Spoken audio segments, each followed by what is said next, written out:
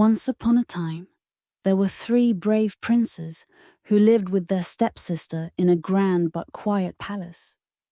Life was peaceful, yet the brothers longed for adventure. One day, they decided to go hunting together in a dense forest. As they ventured deeper into the woods, they came across a large grey wolf with 3 tiny cubs. The brothers raised their bows, ready to shoot, but the wolf suddenly spoke in a pleading voice. "Please, do not harm me or my cubs. In return, I will give each of you one of my cubs. They will grow to be your most loyal companions." The princes, surprised by the wolf's words, lowered their weapons. They accepted the wolf's offer and continued their journey, each accompanied by a playful wolf cub. As they walked further, they encountered a lioness with her 3 cubs. The lioness pleaded in the same way. "Spare us, and I will give each of you 1 cub who will fight for you with unmatched courage." The princes agreed, and now they each had a wolf cub and a lion cub. Their adventure continued, and soon they came across a fox, a hare, a wild boar, and even a bear, each with 3 cubs. Each time, the animals begged for mercy and offered their cubs as companions. By the end of the day, the 3 princes were followed by a remarkable procession of young animals. As the sun set, the brothers reached a clearing where 3 birch trees stood at the crossroads of 3 paths. The eldest prince, thoughtful and cautious, said, "Before we part ways, let us mark these trees with our arrows. If one of us dies, his tree will bleed, and the others will know."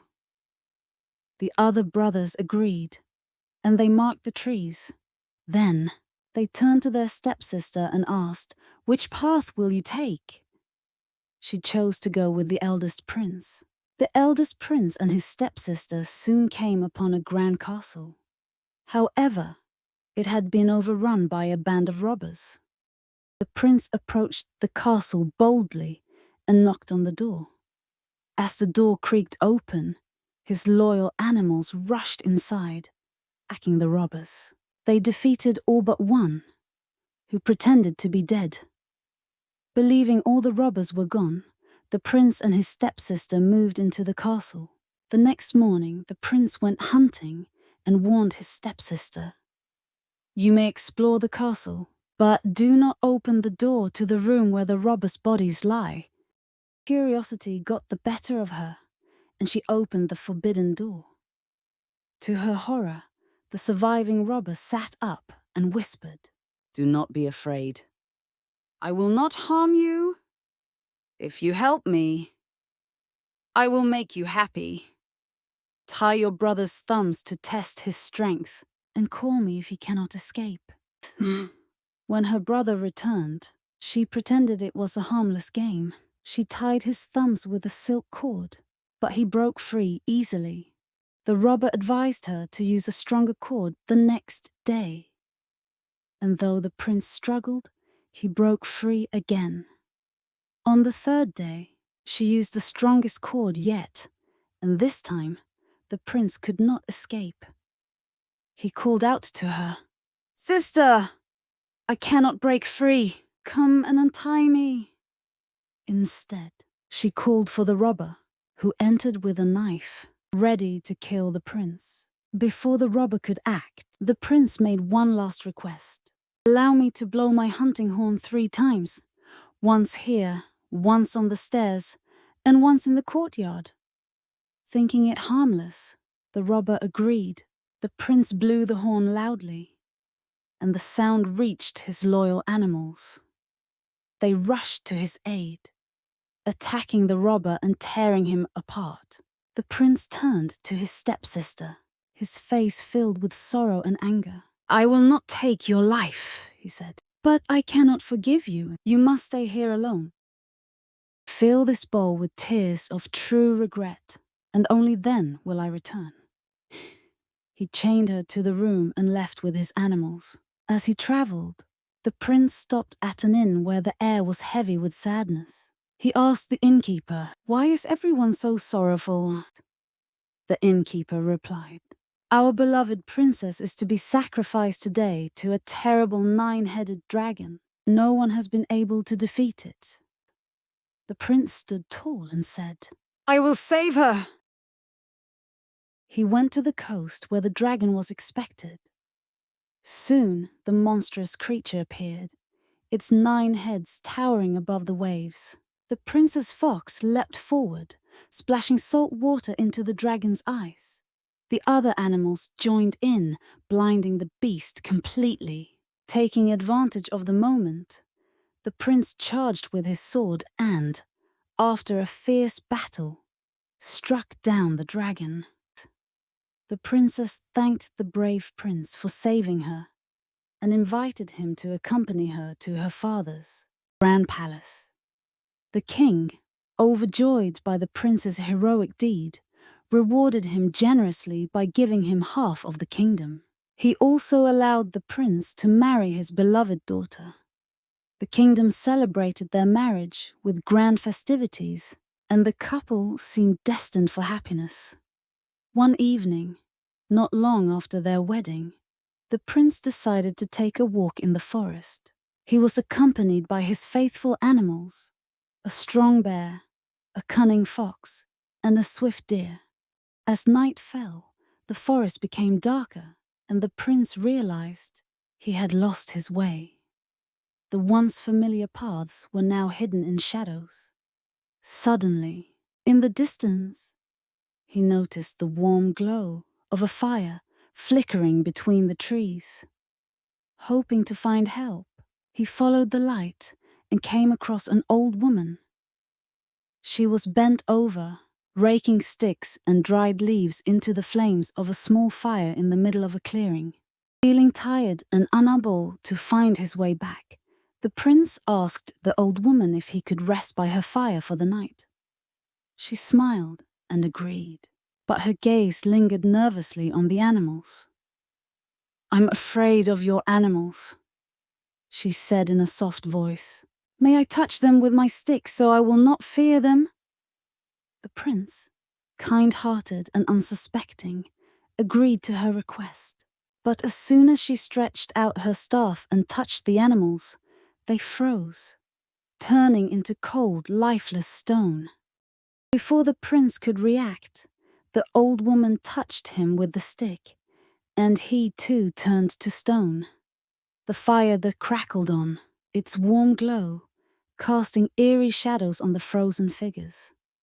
Meanwhile, the prince's youngest brother arrived at a crossroads in the forest, where 3 birch trees stood. These trees were special. Each bore a mark that represented one of the 3 brothers. To his horror, the youngest brother saw blood trickling from the cut in the eldest brother's tree. Realizing his brother was in grave danger, he set out to find him. His loyal animals followed closely as he traveled to the city where his brother had rule. Upon his arrival, the people mistook him for their lost prince. Overjoyed, they welcomed him, believing their beloved ruler had returned. Even the king, unable to tell the brothers apart, thought it was his son-in-law. But the princess, deeply in love with her husband, immediately realized this was not her prince. She pleaded with the youngest brother, urging him to search the forest and find her husband. Determined to uncover the truth, the youngest prince ventured into the dense forest. As night fell, he too found himself lost. Eventually, he came upon the same clearing, where the old woman was still tending her fire. Like his brother, he asked if he could rest by the fire for the night. The old woman repeated her trick, claiming she was afraid of his animals, and asking to touch them with her stick. The youngest prince, unaware of her true intentions, agreed. In a moment, the witch turned him and his animals into stone, just as she had done to his elder brother. Not long after, the second brother reached the same crossroads. Seeing blood flowing from two of the birch trees, he knew that both his brothers were in danger. He set off toward the city, followed by his faithful animals. When he arrived, the people once again mistook him for the missing prince and greeted him with joy. But the princess, sharp and perceptive, knew this brother was not her husband. She begged him to go into the forest and search for her true love. The second prince, with his loyal animals, entered the forest. He stopped to listen for any sound that might guide him. Hearing faint noises, he blew his hunting horn, which echoed through the woods. The sound led him toward the glowing fire in the distance. There, he found the old woman raking leaves and sticks into the flames. When he asked to stay by the fire, the witch tried her usual trick, asking to touch his animals with her stick. But the second prince, wary of her, firmly refused. He grabbed the stick from her hand, and as a test, he touched one of his animals with it. To his shock, the animal turned to stone. Realizing she was a witch, he confronted her and demanded she restore his brothers and their animals. "If you refuse," he warned, "I will turn you into stone with your own stick or let my animals deal with you." Terrified by his threats, the witch obeyed. She burned a young oak branch to white ash and scattered it over the stones. In an instant, the two brothers and their animals returned to life. The three princes, now reunited, made their way back to the city together. The king, confused by the sight of the three identical men, couldn't tell which one was his true son-in-law. But the princess, guided by her heart, immediately recognized her husband. The kingdom erupted in joy at their return, and peace and happiness filled the land. From that day forward, the three brothers lived together in harmony, and everyone in the kingdom cherished their miraculous reunion.